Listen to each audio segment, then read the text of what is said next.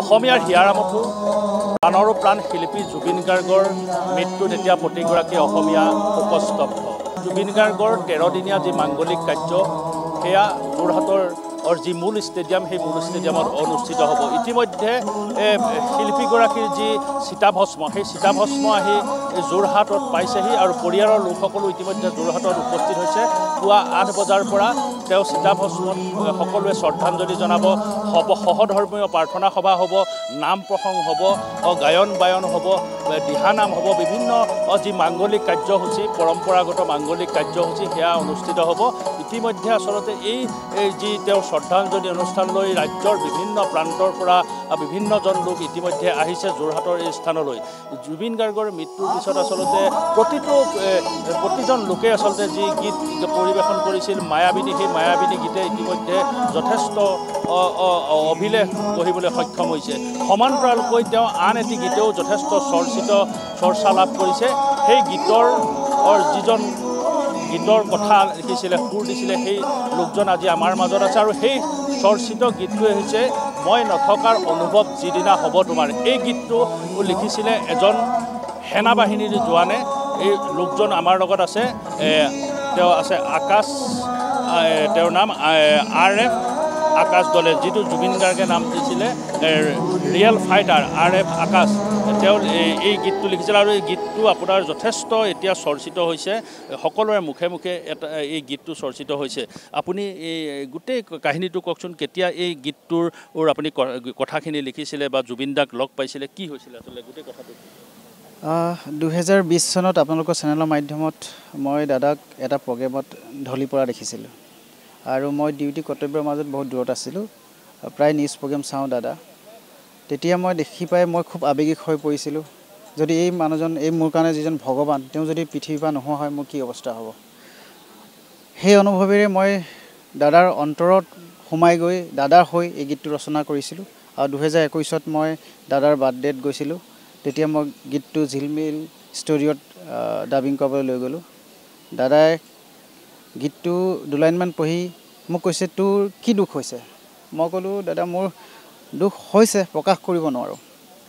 ঠিক আছে হ'ব, গানটো ল'ম বুলি কৈ ডাবিং ৰুমত সোমালে। আৰু ডাবিং ৰুমত সোমাই দাদাই 2 লাইনমান গালে, গাই পূৰা চকু পানী নিগুৰি আহিছে। আহি দাদাই হেডফোনটো থৈ বাহিৰলৈ ওলাই আহিলে।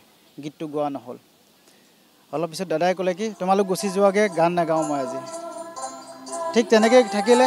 21 তাৰিখে দাদাই ৰাতি ফোন কৰিছে মোলৈ, তই ক'ত আছ? মই ক'লোঁ, দাদা মই ডিউটিত জইন কৰিলোঁ। অঁ হয় নেকি? গানটো গালোঁ চোৱা, তই মোক আজি বহুত কন্দুৱাই দিলি। মই কৈছোঁ হয় নেকি দাদা? গীতটো শুনা, ভালেই হ'ল দিয়ক আপুনি গালে। আৰু তেনেকৈ সেই মুহূৰ্তত কিন্তু গীতটো প্ৰাণ পাই নুঠিলে আৰু ৰাইজে অনুভৱ নকৰিলে, কিন্তু আজি তাৰিখত অনুভৱ কৰিছে। অনুভৱ কৰাৰ লগতেই নহয়, আজি বহুত আৱেগিক পৰিৱেশ, খুব বেয়া লাগিছে। আৰু দাদা নথকা অৱস্থাত সকলো অনুৰাগী, সকলো অসমবাসী, ৱৰ্ল্ডে আজি ফিল কৰিছে, অনুভৱ কৰিছে গীতটো কথা। সেইখিনি আগেয়ে অনুভৱ কৰিব লাগিছিলে। গীতটো কথা আপোনাৰ আছিলে? হয়, কথা সুৰ মোৰ আছিলে আৰু মিউজিক কৰিছিলে তেজপুৰ হিমাংশু বৰা, প্ৰডিউচ কৰিছিলে পবিত্ৰ বাহয়ে। গীতটো এটা অকণমান কলি এটা গাই দিব। হয়। মই নথকা অনুভৱ যিদিনা হ'ব তোমাৰ, সিদিনা অশ্ৰু নিগৰিবনে কোৱা।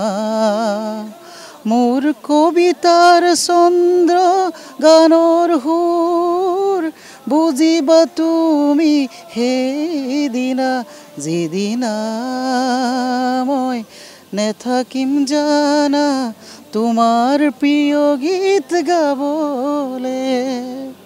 সঁচাকৈ দাদা আজি আমাৰ মাজত প্ৰিয় গীত গাবলৈ নাই। দাদা অবিহনে জীয়াই থকা হেঁপাই হেৰাই গৈছে। কাইলৈ শ্ৰদ্ধাঞ্জলি, বিভিন্ন প্ৰান্তৰ পৰা লোকসকল আহিছে। আপুনিও এগৰাকী যথেষ্ট অনুৰাগী। দাদাৰ লগত আপুনি গীত কেইবাটাও ৰচনা কৰিছে। দাদাৰ লগত কেইটা গীত আচলতে বা তেওঁক দিছিলে বা কেনেধৰণৰ গীতৰ, কেইটা গীতৰ লগত আপোনাৰ দাদাৰ লগত সম্পৰ্ক?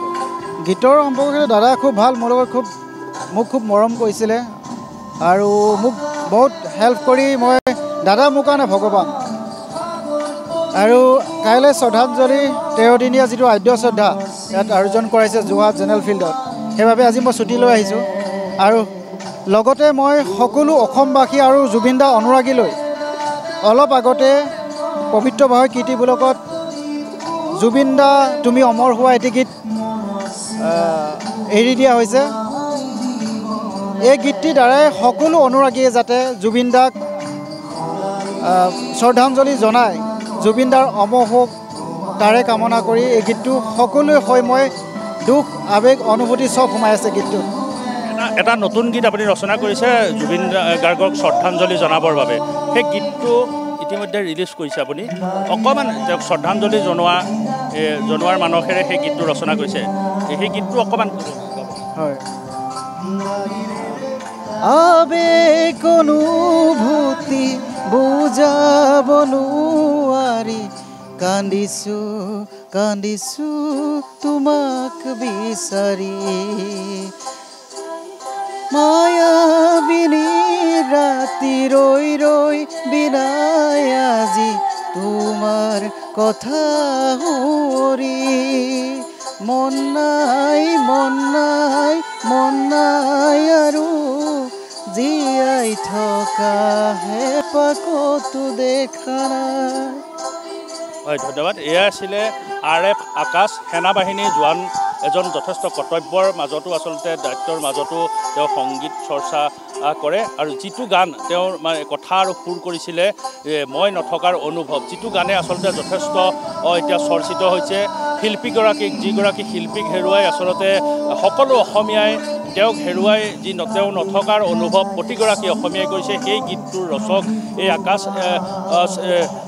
RF আকাশক আমি চিনাকি কৰি দিছোঁ, আৰু সেই গীতটো এতিয়া যথেষ্ট অসমীয়াৰ মাজত চৰ্চিত হৈছে।